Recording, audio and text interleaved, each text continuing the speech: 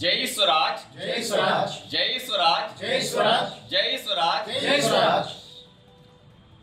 ప్రజలారా, తెలంగాణ రాష్ట్ర ముఖ్యమంత్రి యనుమల రేవంత్ రెడ్డి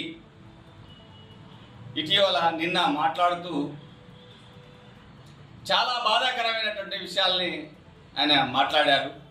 ఏది ప్రజలు బాధపడాల్సిన అవసరం, తెలంగాణని అవమానపరిచే విధంగా, తెలంగాణ ప్రజల్ని అవమానపరిచే విధంగా తన మాటలు ఉన్నాయి.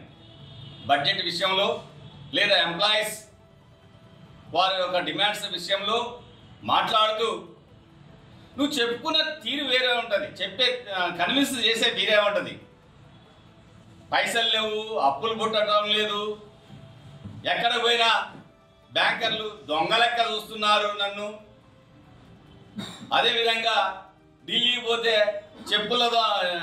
చెప్పులతో దొంగ వచ్చిందన్నట్టుగా చూస్తున్నాడు.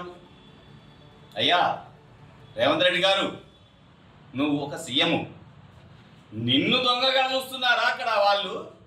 తెలంగాణ రాష్ట్ర సీఎం దొంగగా చూస్తున్నారా? మీరు స్పష్టం చేయాల్సినటువంటి, తెలంగాణ ప్రజలకు చెప్పాల్సినటువంటి అంశం ఇది. మళ్ళీ అడుగుతున్నాం, యనుమల రేవంత్ రెడ్డి గారిని దొంగగా చూస్తున్నారా? చెప్పుల దొంగగా చూస్తున్నారా? తెలంగాణ రాష్ట్ర ముఖ్యమంత్రిని దొంగగా చూస్తున్నారా? చెప్పుల దొంగగా చూస్తున్నారా? ఏంది భాష? ఏం మాట్లాడుతున్నాను? ఒకవేళ నిన్నే దొంగగా చూసినట్లయితే మరి నువ్వు దొంగ అనేది నిన్ను నువ్వే ఒప్పుకున్నప్పుడు ఈ తెలంగాణ ప్రజలకు నువ్వు సీఎం అవసరమా? సీఎంగా చేయాలనా? ఒకసారి ఆలోచించు.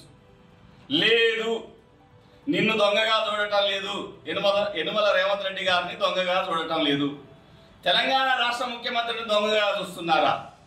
ప్రజలారా ఒక్కసారి ఆలోచించండి.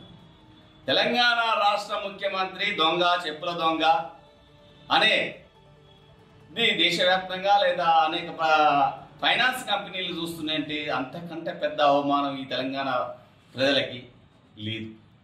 3.5 పైగా ఉన్నటువంటి కోట్ల ప్రజలందరి అవమానం ఇది. మరి తెలంగాణ ప్రజల ముఖ్యమంత్రిని దొంగగా చూస్తున్నట్టు పరిస్థితి కల్పించినటువంటి రేవంత్ రెడ్డి మనకి సీఎంగా అవసరమా? ఒకసారి ఆలోచించండి.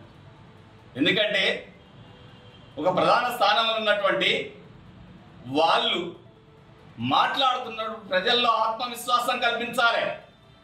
ఎస్, కష్టాలు ఉన్నాయి, ప్రభుత్వానికి ఆదాయం రావట్లేదు అన్నప్పుడు నువ్వు చెప్పుకునే తీరు ఉంటుంది. అంతేగాని పైసలు లేవు, ఏమి లేవు, నన్నేం చేసావు, నన్ను కోసుకొని తింటారా? ఏంది భాష? నిన్ను కోసుకొని తింటానికే నేను ఆడ సీఎం చేసింది? ఉన్నాయన పాత ఆయన సరిగా చేయట్లేదు, నువ్వేదో గొప్పగా చేస్తావని నిన్ను సీఎం చేసిరు. నువ్వు రకరకాల వాగ్దానాలు చేసినావు. ఏ ఒక్క వాగ్దానాన్ని అమలు చేస్తుంది జనాలకు కూడా తెలుసు, చేస్తున్నావో లేదు. ఒక్కసారి ఆర్థిక సంక్షోభానికి ప్రభుత్వం ఎందుకు వెళ్ళిపోతుంది? పైగా నువ్వు మాట్లాడుతూ ఏమంటున్నావు? సీఎం గారు నువ్వు మాట్లాడుతూ ఏమంటున్నావు? ఇక నా దగ్గర పైసలు లేవు, రేట్లు పెంచడం తప్ప వేరే మార్గం లేదు, లేకపోతే పస్తులు ఉండాలి లేదా రేట్లు పెంచాలి. ఇది కూడా చాలా దుర్మార్గమైన ఆలోచన. ఎస్, ప్రభుత్వం సంపద ఉత్పత్తి వైపు పోవాలి. తెలంగాణ సంపదకు నిలయం.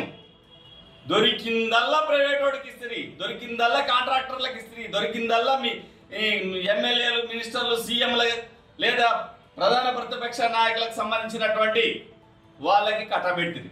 వాళ్ళు దోసుకుంటుండ్రు, ప్రభుత్వానికి వచ్చే ఆదాయం లేదు, ప్రధాన వనరులు పన్నుల మీద, పన్నులు సరిపోవడం లేదు. కాబట్టి నన్ను ఏం చేయమంటారు? నన్ను కోసుకొని తినండి, ఇదా నీ భాష? ఒకవేళ ఆర్థిక సంక్షోభం ఉన్నట్లయితే ప్రభుత్వ ఉత్పత్తి రంగంలోకి వెళ్ళిపోతుంది. ప్రజలారా ఇల్లుగో, సివిల్ సప్లైస్ని మనం మార్కెటింగ్ చేద్దాం, గనులని ప్రభుత్వం చేపడుతుంది, లేదా రైస్ మిల్లుల్ని ప్రభుత్వం చేతుల్లోకి తీసుకుంటుంది. ఇట్లా లేదా ప్రభుత్వ రంగ సంస్థలను నెలకొల్పడుతుంది. వచ్చిన ఉత్పత్తి ద్వారా ఆదాయం పెంచుకొని మన సమస్యలు పరిష్కరించుకుందామి అని చెప్పడం కాకుండా నన్ను ఏం చేయటం అని చెప్పేసి నడి రోడ్డు మీద తెలంగాణ ప్రజల్ని అవమానకరంగా వదిలిపెట్టిపోవటం అనేది చాలా దుర్మార్గకరం. అలా భాష చేయడం ఇమ్మీడియట్గా నువ్వు ప్రజలకి క్షమాపణ చెప్పాలి. ప్రజలారా మీరు కూడా ఈ యనమల రేవంత్ రెడ్డి గారు తనను తాను దొంగ అని చెప్పుకుంటున్నాడు, లేదా తెలంగాణ రాష్ట్ర ముఖ్యమంత్రి దొంగ అని చెప్తున్నాడు. ఈ ఆలోచించి తగు నిర్ణయం తీసుకోవాలని జై స్వరాజ్ పార్టీ కోరుతుంది. జై స్వరాజ్.